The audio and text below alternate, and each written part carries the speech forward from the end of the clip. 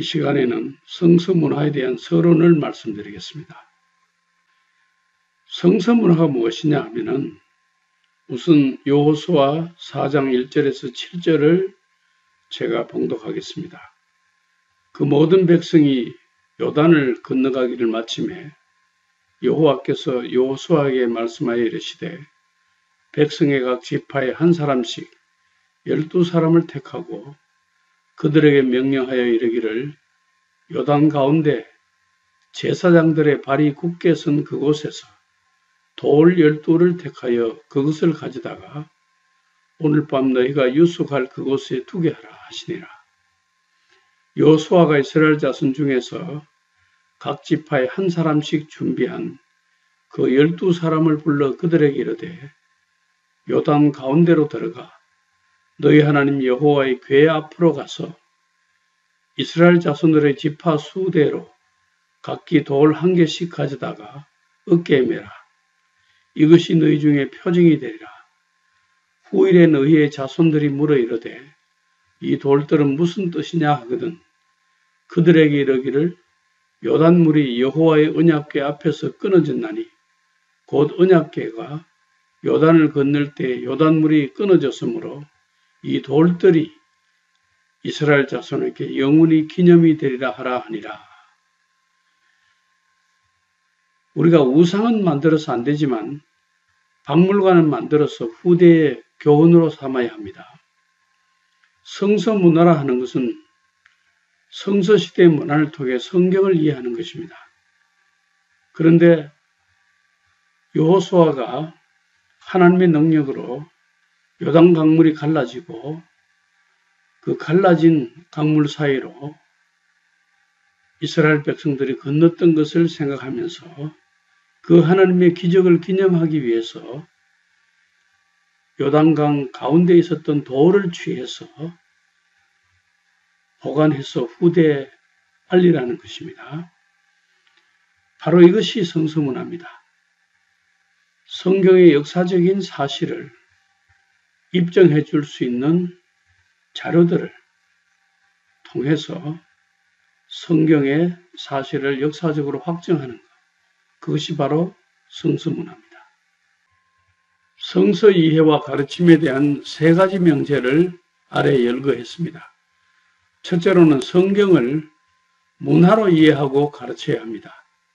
이것이 바로 성서문화입니다. 두 번째는 시대에 맞는 소통 도구로 가르쳐야 합니다. 말로 가르칠 때가 있었고 또 글로 가르칠 때가 있었고 요즘같이 IT 기술이 발달된 시대에는 IT 기술을 통해서도 가르치고 전달해야 합니다.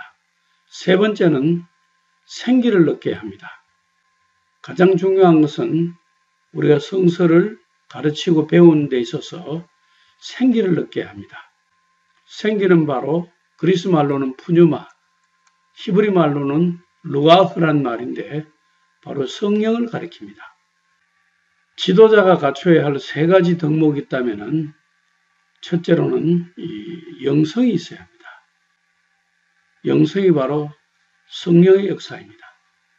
두 번째는 메시지의 내용입니다. 그리고 세 번째는 이 전달 수단입니다. 지도자들은 이 3가지 덕목을 다 갖추어야 되겠습니다. 저는 요즘 생각하기를 신학의 틀을 바꿔야 된다고 생각합니다. 고대 기독교 초기의 신학은 예수가 누구냐는 기독론에 관심이 집중되면서 예수를 우리와 같이 단순한 사람이라는 아리우스의 주장과 예수는 하나님이시라는 아타나시우스 간의 신학적 논쟁이 많았습니다. 고대 말기의 기독교 신학은 하나님의 절대적인 주권과 예정을 주장하는 아우구스티누스와 인간의 자유의지를 주장하는 펠라기우스 사이에서 신학적 논쟁이 많았습니다. 중세 기독교는 교황의 권위와 교회의 전통을 주장하는 로마 천주교와 개인의 양심적 판단과 성서의 권위를 주장하는 개혁신학, 이 개신교 신학 사이에 신학적 논쟁이 많았습니다. 근세 기독교 개신교는 구원에 있어서 하나님의 선택과 예정을 주장하는 깔뱅과 인간의 자유의지와 선택을 주장하는 알미니우스 간의 신학적인 논쟁이 많았습니다. 이런 와중에서 과거에는 신학이나 교리가 신론, 기독론, 성령론, 교회론, 구원론 등으로 신학교에서 학생들을 가르쳐 왔습니다. 그러나 이런 과목이 일반 교인들과는 거리가 멀었습니다. 일반 교인들은 교회에서 성경 본문을 중심으로 주로 성경을 공부해 왔습니다. 오늘날에는 과거 신학교에서 가르쳐왔던 신학교육의 틀을 바꿀 필요가 있습니다. 성서의 해석이 신학이기 때문에 신학은 신학생뿐만 아니라 모든 교인들에게 다 필요합니다.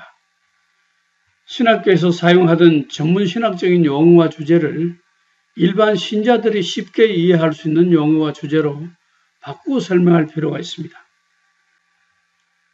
앞으로 이 시간을 통해서 제가 말씀드릴 신학 강좌는 기존 신학의 틀을 바꾸어서 성경의 내용이 실제 신자들의 구원과 생활에 구체적으로 적용되게 하는 데 목적이 있습니다.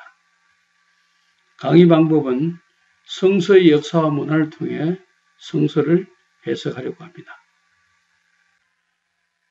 신학은 성서의 해석입니다. 성서 문화가 무엇이냐? 성서 문화는 성서 시대의 역사와 문화적 배경을 통해 성경을 해석하는 것입니다. 그래서 성서와 관련된 성지와 세계 박물관의 자료를 통해서 이 시간 성서 문화를 살펴보면서 신학적인 설명을 하려고 합니다. 우선 문맥의 이해와 번역의 잘못을 우리 주변에서 찾아볼 수 있습니다. 욥기 8장 1절과 7절을 보면은 이런 말씀이 있습니다. 수아 사람 빌닷이 대답하여 이르되 내 시작은 미약하였으나 내 나중은 심히 창대하리라. 요즘 많은 식당에 가보면은 그 식당 주인이 기독교인인지는 모르지만은 많은 사람들이 이 글귀를 식당에 붙여 놓았습니다. 내 시작은 미약하였으나 내 나중은 심히 창대하리라. 아마 자기 집의 식당이 처음에는 조그만하게 시작했지만은 나중에 크게 될 것을 기원하면서 그렇게 붙여 놓은 것 같습니다. 그런데 이 말씀은 하나님의 말씀이 아니고 수아 사람 빌닷이 한 말입니다. 나중에 수아 사람 빌닷은 이 말 때문에 하나님으로부터 문책을 받았습니다. 어려운 환경에 있는 욥을 찾아와서 자기가 욥보다 더 어려운 척하면서 좋은 말로서 권한다고 자기는 이렇게 이야기했지만은 오히려 어렵게 산 욥에게 마음의 상처를 주는 그런 결과를 가져왔던 말이기 때문에 하나님으로부터 책망을 받고 욥이 너를 위해서 용서하는 기도를 해주어야 내가 너를 용서하겠다고 하신 말씀을 우리가 기억합니다. 이 구절 하나만 떼놓으면 참 좋은 말이지만은 전체 문맥으로 보면은 이것이 욥에게 상처를 준 말이었고 하나님의 말씀도 아니고 수아 사람 빌닷의 말이었습니다. 이 문맥을 잘못 이해해서 성경을 잘못 인용하는 경우가 있습니다. 또 신약 성경 요한복음 14장 2절에서 3절을 보면은 내 아버지 집에 거할 곳이 많도다. 그렇지 않으면 너희에게 일렀으리라. 내가 너희를 위하여 거처를 예배하러 가노니 가서 너희를 위하여 거처를 예배하면 내가 다시 와서 너희를 내게로 영접하여 나 있는 곳에 너희도 있게 하리라. 이런 말씀이 있는데 여기에 내 아버지 집에 거할 곳이 많도다. 우리 한글 문맥 그대로 해석을 해보면 그렇지 않으면 이라는 말은 내 아버지 집에 거할 곳이 많지 않으면 하고 이해되기가 쉽게 번역되어 있습니다. 그러나 본문의 뜻은 그런 것이 아닙니다. 내 아버지 집에 거할 곳이 많도다.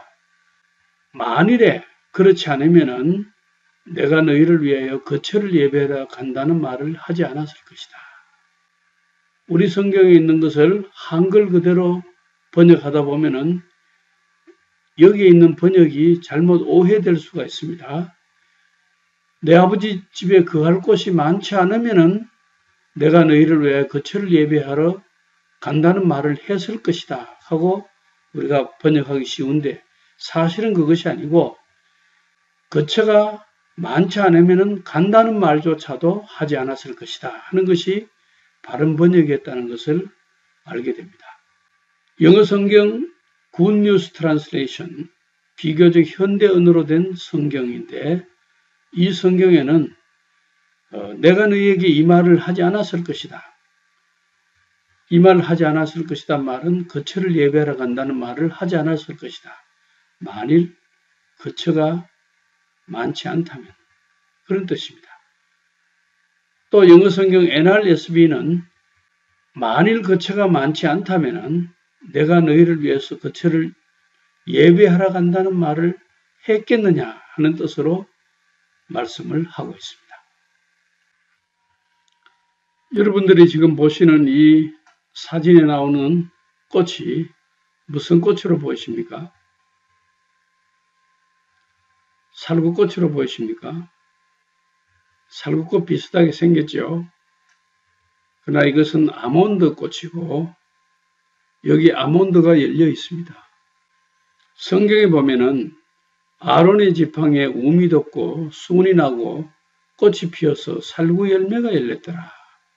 이렇게 한글 성경에 되어 있는데 영어 성경을 보면은 여기에 아몬드라고 되어 있습니다. 오래전에 한글 성경을 한국에서 번역할 때 한국에 아몬드가 없어서 그랬는지 몰라도 아몬드를 살구꽃으로 잘못 번역을 했어요. 그래서 우리 한글 성경에 아직까지도 살구꽃이 피고 살구 열매가 열렸다고 이렇게 되어 있는데 아몬드 꽃이 피고 아몬드 열매가 열렸다는 것이 성경 히브리 원문에 맞습니다. 히브리 원문은 아몬드를 사케딤이라고 합니다. 여기에 사케딤 이렇게 되어 있습니다. 위에 발음 보호를 붙여놨는데 사케딤입니다. 영어로는 아몬드입니다. 살구꽃이 피고 살구 열매가 열렸다고 번역한 민수기 17장 8절을 히브리 성경에서 보면은 사케딤이라고 되어 있습니다. 또 쇠마, 성경에 쇠마란 말이 있습니다. 쇠마란 말은 들으라 하는 말입니다. 영어로 hear, 들으라. 이스라엘아 들으라, 쇠마 이스라엘 그런 말입니다. 신명기 6장 4절에서 5절의 말씀을 신학적으로 쇠마라고 합니다. 쇠마는 꼭 주목해서 들어야 할 말씀을 가리킵니다. 그래서 들으라 이스라엘아, 쉐마 이스라엘, 이스라엘아 주목하고 들으라 그런 뜻입니다. 우리 하나님 여호와는 오직 유일한 여호와이시니 너는 마음을 다하고 뜻을 다하고 힘을 다하여 내 하나님 여호와를 사랑하라. 이 내용을 주목해서 들으라는 것입니다. 아주 중요한 말씀입니다. 그래서 쇠마는 신명기 6장 4절 5절 우리 하나님 여호와는 오직 유일한 여호와이시니 너는 마음을 다하고 뜻을 다하고 힘을 다하여 네 하나님 여호와를 사랑하라. 이 말씀이 너무나 중요하기 때문에 이스라엘아 주목해서 들으라 하는 것입니다. 그래서 쉐마 들으라. 쉐마 이스라엘 들으라 이스라엘이여 이런 말입니다. 그래서 이 말씀 신명기 6장 4절에서 5절 이 쉐마의 말씀을 여기 이스라엘 통곡의 벽에서 이 쉐마를 손목에 매서 기호를 삼게 하는 그런 장면이 여기에 나타나 있습니다. 내 손목에 매어 기호를 삼으며 내 미간에 붙여 표로 삼고 있습니다. 또 내 집 문설주와 바깥문에 기록할지니라. 이스라엘의 시온문 밖에 바깥문에 이렇게 쉐마를 이 안에 넣어서 붙여놨습니다. 이 안에 쉐마의 말씀을 인쇄해서 넣어두었습니다. 이것은 이스라엘 시험문 밖에 붙여놓은 것입니다. 또 이스라엘의 다윗의 무덤 앞에 가면은 문설주에다가 이 쉐마를 넣어서 이렇게 붙여놨습니다. 그래서 들어갈 때 나올 때 이 말씀을 손으로 만지면서 기도하는 것이 이스라엘 사람들이었습니다. 이 안에 무엇이 들었다 했죠? 쉐마, 신명기 6장 4절에서 5절 말씀이 이 안에 새겨서 들어가 있습니다. 또 성서문화 가운데 하나를 소개하자면은 이것이 석비인데 프랑스 루브르 박물관 안에 있습니다. 이것은 모아방 메사의 석비입니다. 이 석비가 성경의 내용을 입증하는 중요한 자료가 되기 때문에 문화적 유물입니다. 이 석비가 조금 깨어져 있어요. 왜 깨어져 있느냐 하면은 고고학자들이 이것을 찾아서 오늘의 요르단 지역이죠. 옛날에는 거기 모압 지역이었는데 거기를 찾아다니니까 사람들이 생각할 때 저 사람들이 저렇게 열심히 찾아다니는 것을 보니까 이 안에 무슨 보물이 있는가 보다 하고 이것을 돌로 두드리고 망치로 두드려서 깨었습니다. 이 안에 무엇이 있는가 하고 혹시 금덩이가 있는가 하고 보니까 아무것도 없었어요. 그래서 이렇게 깨어진 겁니다. 나중에 이것을 고고학자들이 수리해 주겠다 하고 프랑스로 가져가서 수리를 한 다음에 루브르 박물관에 전시해 놓았습니다. 이 메사는 모압 왕으로서 아합 시대에 새끼 양 10만 마리와 순양 10만 마리의 털을 조공으로 이스라엘 왕에게 바쳤으나 아합 왕이 죽은 뒤에 이스라엘을 배반했다는 기록이 열왕기 하에 나타나 있는데 이 내용이 바로 조금 전에 여러분들이 보시던 이 메사의 석비에 기록이 되어 있습니다. 이 메사의 석비를 보면서 성경의 내용이 과연 역사적으로 있었던 내용이구나 하는 것을 알 수가 있습니다. 아합의 아들 여호람 왕은 유다 여호사밧 왕에게 조공을 중단한 모압을 치러 가자고 했습니다. 이스라엘 왕과 유다 왕과 에돔 왕은 함께 모압을 치려고 나섰지만은 광야길을 돌아 7일 동안 진군했을 때 사람과 가축이 먹을 물이 떨어졌습니다. 이때 그들은 하나님의 선지자 엘리사를 찾아갔습니다. 엘리사는 하나님의 말씀을 전하고 하나님께서 골짜기에 가득 차도록 물을 주실 것이며 모압 사람들을 넘겨주실 것이라고 했습니다. 이스라엘, 유다, 에돔의 연합군은 모압 왕 메사를 무찔렀고 전세가 불리했던 모압 왕 메사는 자기들을 이어 왕이 될 마다들을 잡아다가 성벽 위에서 불로 태워 모압 신에게 제사를 드렸습니다. 인신제사를 한 셈이죠. 자, 이런 광경이 성경에 기록되어 있는데 그 성경에 있는 내용을 역사적으로 입증할 자료가 바로 우리가 조금 전에 보았던 이 메사의 석비입니다. 이 이스라엘 왕은 이스라엘의 수도 사마리아에서부터 이렇게 빨간 선 이렇게 와서 예루살렘에 와서 유다 왕 여호사밧과 함께 연합군을 만들어서 이 초록색 화살표 있는 이쪽으로 이스라엘 왕과 유다 왕이 군대를 거느리고 함께 와서 에돔까지 와서 여기서부터 파란색 화살표는 에돔 왕이 함께 여기 합세를 해서 세 왕이 함께 이렇게 진군한 것이 파란색 화살표입니다.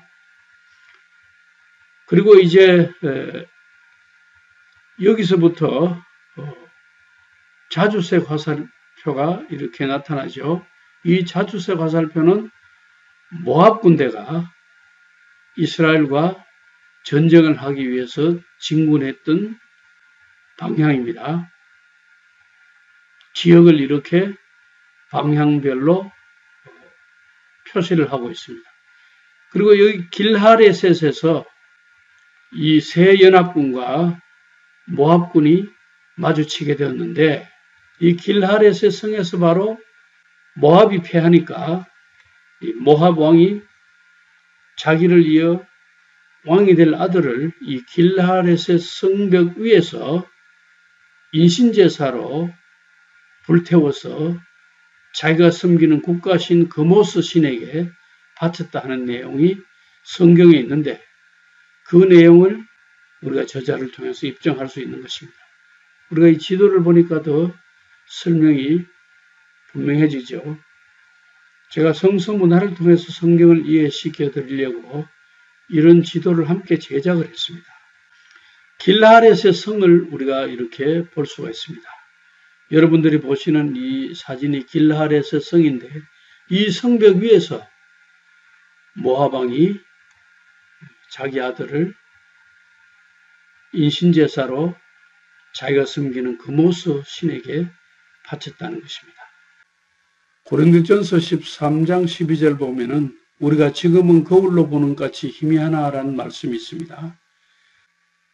바울이 이 고린도전서를 기록할 때 그때는 로마 시대고 로마 시대 고린도의 거울은 청동으로 되어 있어서 이 거울을 아무리 반질반질하게 닦아도 여기에 비치는 피사체가 희미하게 보입니다. 제가 이 거울은 고린도 박물관에서 촬영한 사진인데 이 거울을 보면서 우리가 지금은 거울로 보는 같이 희미하다는 뜻이 무엇인지를 이해할 수 있게 되는 거죠. 이 성서시대 문화는 이렇게 오늘 우리가 성서를 이해하는데 도움을 주는 문화가 바로 성서시대의 문화입니다. 운동 경기 이야기도 마찬가지입니다. 바울은 고린도 교인들에게 운동장에서 다름질하는 자들이 다 달릴지라도 오직 상을 받는 사람은 한 사람인 줄을 너희가 알지 못하느냐. 너희도 상을 받도록 이와 같이 다름질하라고 했습니다. 바울은 이 달리기 운동을 통해서 하나님의 메시지를 전하고 있습니다. 고린도 사람들은 이 달리기에 대해서 잘 알고 있었습니다. 왜냐하면 고린도에는 매년 이 달리기 운동 경기가 열렸습니다. 이스트미안 경기라 그래서 늘 이 달리기 경기를 하고 있었기 때문에 여기에 사는 사람들이 이 달리기에 대해서 잘 알고 있습니다. 여러분들이 보시는 이 사진이 바로 달리기 출발 지점입니다. 여기에 홈이 2개 파 있는데 한 발씩 두 양쪽 발을 여기에 고정시키고 여러 사람들이 이제 일렬로 출발 준비를 하고 있습니다. 출발 신호가 울리면은 여기서부터 뛰기 시작합니다. 달리기 출발 지점에 발을 고정시키는 고린도에서 제가 촬영한 그 출발 지점의 모습입니다. 이것은 뮤렉스라는 조개인데 자색 물감을 이 조개에서 축출을 했습니다. 그래서 루디아라는 여자가 자색 물감 장사였는데 이 자색 물감은 조개에서 축출하기 때문에 조개 얼마나 많이 잡아야 옷 하나를 물들일 수 있겠습니까? 많은 조개를 잡아야 되겠죠. 그래서 그 당시에는 자색 물감이 참으로 값비싼 물감이었어요. 그래서 자주 옷은 임금이 입는 옷이었습니다. 루디아가 자색 물감 장사를 했다는 것은 아주 값비싼 물감 장사를 했다는 것입니다.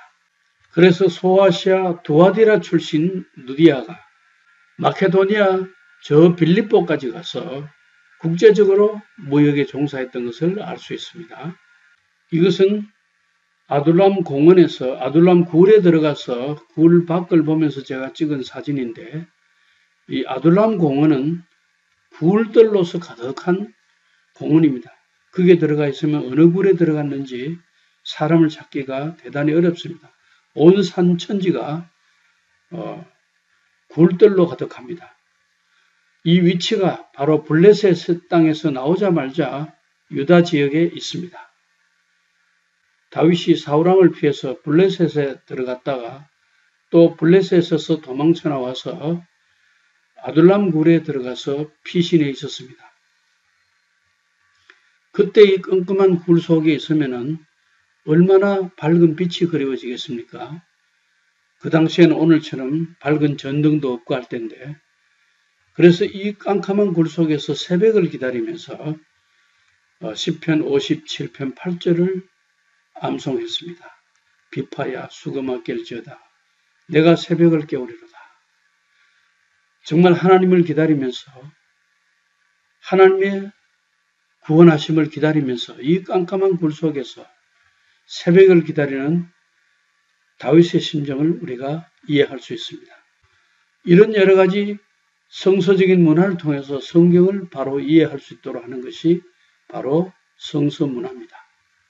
또 베드로전서 5장 13절의 바벨론에 대한 해석을 살펴봅시다. 베드로는 택하심을 함께 받은 바벨론에 있는 교회가 너희에게 문안하고 내 아들 마가도 그리하느니라 하고 소아시아 교인들에게 편지를 썼습니다. 이 내용이 베드로전서 5장 13절에 있습니다.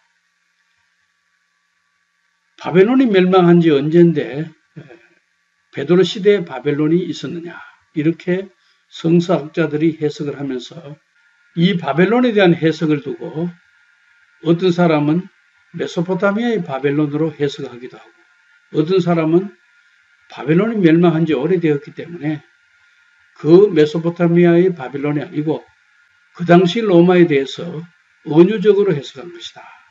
그렇게 해석을 하기도 했습니다. 그런데 저는 이집트에 갔다가 바벨론 타워가 있는 올드 카이로 지역을 바벨론으로 부르는 지도를 제가 구했습니다. 카이로는 AD 969년 파티미드 왕조가 세운 도시고 그 이전에는 그 도시의 이름을 카이로라고 부르지 않았습니다. 여러분들 이 지도를 보시는데 이 지도가 이 부분, 즉 올드 카이로 지역을 바빌론이라고 표현하고 있습니다. 전부 라틴어로 되어 있는데 이 지도가 라틴어로 되어 있단 말은 중세 시대에 만든 지도입니다. 중세 시대만 하더라도 올드 카이로 지역은 그 당시에 바빌론이라고 표기했다는 것을 알 수가 있습니다. 이쪽은 지중해고 나일강이 이렇게 있고 운하가 이렇게 연결되어 있었고 예수님이 바로 이 올드 카이로 지역을 피난가셨기 때문에 예수님 피난교회 안에 들어가면은 그 지하에 운하의 물이 들어왔다는 내용이 기록되어 있습니다.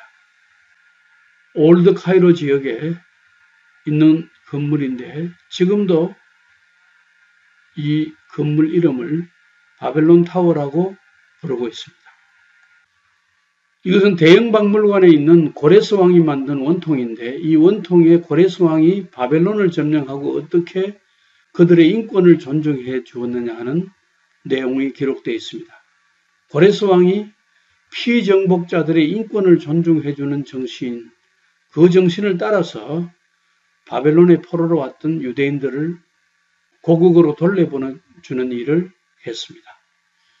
성경에 바벨론 포로에서 돌아오는 역사적 배경을 이해하기 위해서 이 원통은 우리에게 중요한 자료를 제공하고 있습니다.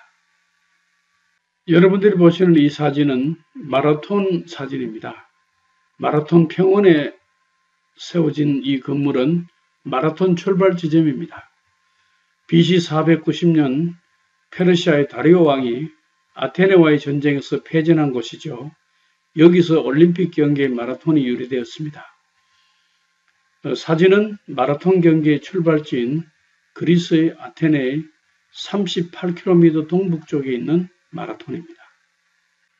아하수에로 왕의 잔치가 에소더서 1장 3절에 나와 있는데 이것은 아하수에로 왕이 자기 아버지 다리오 왕이 마라톤 전쟁에서 패전했기 때문에 아버지 패전을 이제는 복수하기 위해서 다시금 전쟁을 일으키기 위해서 잔치를 베풀었습니다. 그 잔치가 바로 에스더서에 나오는 잔치입니다. 그 잔치에서 왕후 와스디가 폐위되고 에스더가 왕비로 간택되게 되는 계기가 됩니다. 그러나 바로 그 잔치 때, 바로 그 점에 에스더가 왕비로 간택되는 것이 아니고 그 잔치에 와스디 왕후는 폐위되었지만은 에스더가 간택된 것은 4년 뒤입니다. 이 4년 동안에 무슨 일이 있었냐면은 바로 그리스 원정의 전쟁이 있었습니다. 그 전쟁이 바로 아하수에로 왕이 역사에서는 크세르크세스 왕이라고 합니다. 아하수에로 왕이 그리스와 전쟁을 했습니다. 이 그리스와의 전쟁에서 페르시아는 패배를 했습니다. 그리고 이 패배 후에 에스더가 왕비로 간택이 된 것입니다. 여러분들이 보시는 이 사진이 그리스 앞바다에 있는 살라미스 바다인데 이 살라미스에서 이루어졌던 해전이 바로 페르시아와 그리스의 해전입니다. 이 해전에서 페르시아가 패배를 하게 되었습니다. 이 해전에서 이기고 아테네 사람들은 그리스의 파르테논에 승리의 여신전을 만들고 거기에 니케, 승리의 여신상을 안치를 해놓았습니다. 이 승리의 여신상은 날개가 없습니다. 왜냐하면 이 승리가 아테네에서 날아가지 못하게 날개 없는 승리의 여신상을 여기에 안치해 놓았던 것을 알 수 있습니다. 여러분들이 그리스 아테네에 가면은 이 아크로폴리스 올라가는 바로 입구에 여기에 승리의 여신전이 있었던 자리를 볼 수가 있습니다. 성경하고 연결된 내용들을 부제로 참고할 수 있는 책이 헤로도토스의 역사책입니다.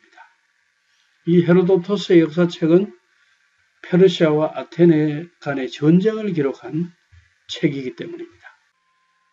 여러분들이 보시는 이 사진은 콘스탄티누스 황제가 크리스찬이 된 뒤에 수도를 로마에서부터 비잔티움으로 옮기고 자신의 이름을 따서 이 도시 이름을 콘스탄티노플이라고 불렀습니다.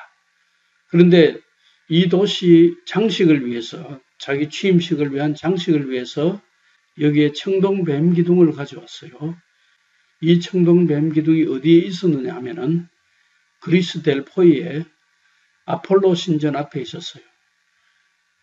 이 청동뱀 기둥은 그리스와 페르시아의 전쟁에서 승리한 그리스 사람들이 페르시아 사람들의 무기를 녹여서 청동으로 뱀 기둥을 만들었습니다. 뱀 3마리가 이렇게 몸을 꼬우고 있는 모습인데 여기에 뱀 3마리이기 때문에 머리가 3개 있었겠죠.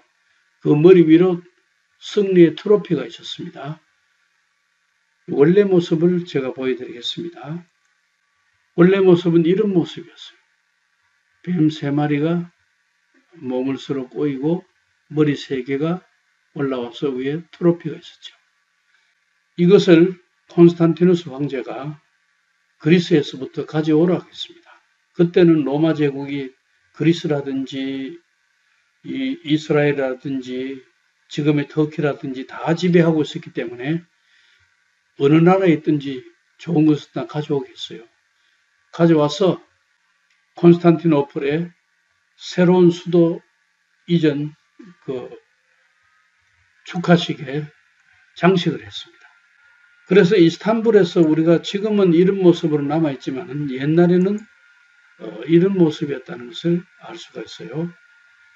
지금 남아있는 것은 몸체만 이렇게 남아있는데 머리 하나는 이스탄불 박물관에 있고 하나는 대형 박물관에 있고 하나는 누가 가져갔는지 잃어버리고 없습니다.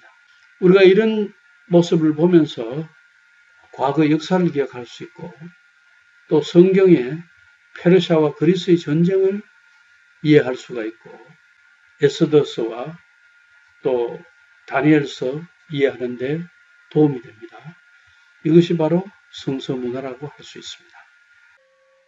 그러면 여기서 성서문화를 위해 제작한 자료들을 잠시 소개하겠습니다. 성서문화 자료들을 이용해서 성경 본문 각 페이지 밑에다 해설을 붙여서 문화성경책을 편찬했습니다. 그래서 숭실대학교 출판부를 통해서 문화성경 책을 편찬했습니다. 요즘은 전화기와 태블릿 PC에 성경을 넣어서 볼 수 있기 때문에 앱으로 개발을 했습니다. 그래서 이 문화성경을 종이책으로도 볼 수 있지만 앱으로도 볼 수 있도록 문화성경 앱을 개발했습니다.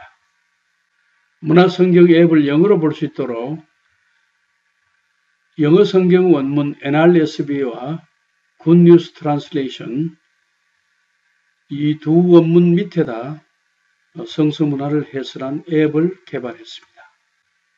또 문화로 만나는 성경 이야기 책과 또 이 책 뒤에는 DVD를 첨부해서 성서문화를 이해하고 이 성서문화를 통해서 성경을 가르칠 수 있도록 책과 PDF 자료를 이렇게 개발했습니다.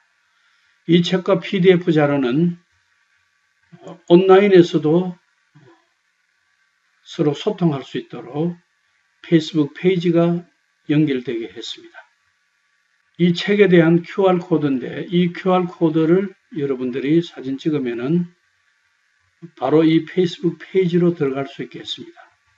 페이스북에 가입하신 분들은 바로 그 페이지에서 좋아요를 누르시면은 바로 페이스북 페이지와 연결되어서 성서문화와 함께 성경을 연구할 수 있도록 서로 질문하고 토론하고 저자와 소통할 수 있도록 했습니다. 페이스북에 가입하지 않으신 분은 페이스북에 가입한 다음에 www.facebook.com/culturalbiblestory를 치시면은 사이트가 뜹니다. 거기에서 좋아요를 누르시고 새로운 정보를 받고 소통할 수 있게 했습니다. 문화로 만나는 성경 이야기를 동영상 강의로 만들었습니다.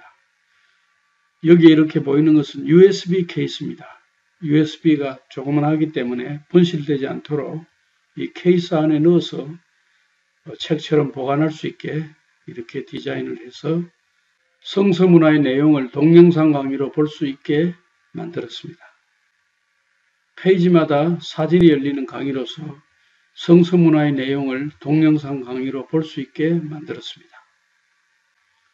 케이스 안에는 이렇게 USB가 이렇게 들어있는데 문화로 배우는 성경 이야기, 성서와 세계박물관, 성서의 역사와 문화, 성서 시대의 문화, 성경의 절기와 축제 문화 이렇게 되어 있습니다.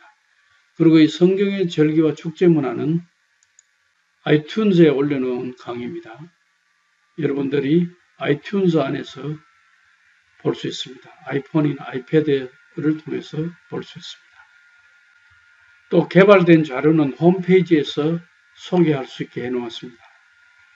www.bestbible.org를 치시면 이 자료들을 통합적으로 볼 수 있도록 홈페이지를 꾸며 놓았습니다.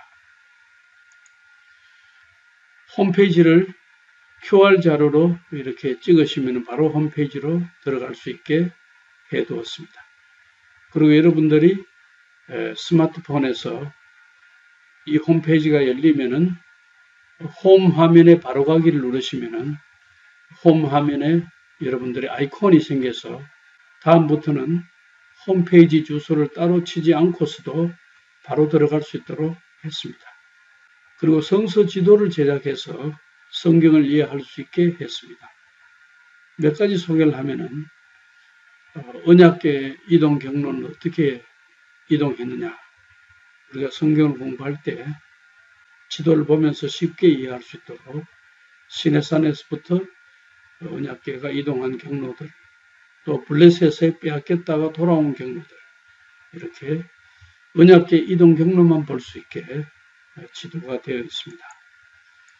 또 바울이 전도 여행을 2차 여행은 어떻게 갔느냐, 1차, 3차는 어떻게 했느냐 볼 수 있게 여러 지도들이 마련되어 있고, 구약성경 해당 지역에 대한 지도, 바벨론 포로 이전에 기록된 성경, 바벨론 포로 당시에 기록된 성경, 포로 귀환 후에 기록된 성경, 아시리아를 상대로 해서 기록된 성경, 또 바벨론에서 기록된 성경, 에돔의 멸망을 기록한 성경, 또 욥은 우스 땅의 사람이기 때문에 욥기, 이렇게 지역별로 볼 수 있도록 지도를 만들었습니다.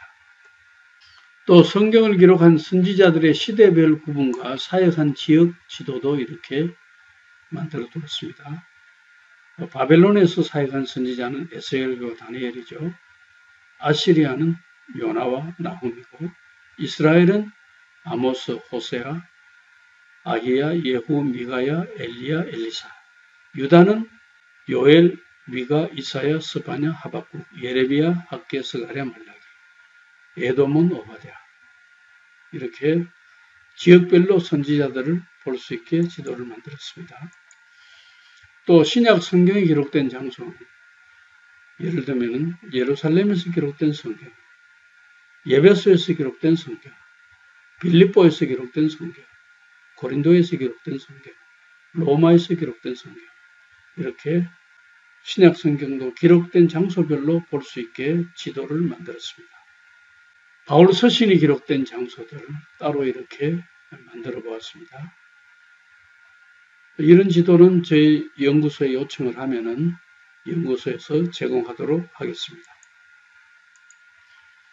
또 온라인에서 성서를 직접 보면서 성경을 가르칠 수 있도록 온라인 지도를 성서문화와 함께 이용할 수 있게 했습니다. 이것은 구글 지도를 이용해서 그 인프라를 우리 사진과 접목시켰습니다. 여러분들이 여기에 지명을 치시면은 그 지명에 대한 저희 사진이 나타나고, 또 이 사진을 한번 다시 클릭을 하시면은 이 사진의 위치가 구글 지도에서 표시가 됩니다. 그렇게 함으로써 문화적 사진도 볼 수 있고 이 사진에 대한 위치도 확인할 수가 있습니다. 그리고 이 밑에 지도는 실제로 우리가 찾아갈 때 어떻게 찾아갈 수 있는지를 알려주고 있습니다. 사도 바울은 살아생전에 많은 전도 활동을 했습니다. 직접 방문해서 많은 사람에게 복음을 전했습니다. 그러나 그가 남긴 서신은 더 많은 사람들에게 오늘날 복음을 전하고 있습니다. 제가 오늘 강의하는 것은 여기 모인 사람들에게 하고 있습니다. 그러나 제가 이 강의를 원고와 영상으로 콘텐츠를 만들어 놓으면 여기 모인 사람들과 모이지 못한 사람들에게도 메시지를 전할 수가 있습니다. 저는 이 13주 강의가 끝나면 강의 영상과 강의 원고를 함께 USB에 담으려고 합니다.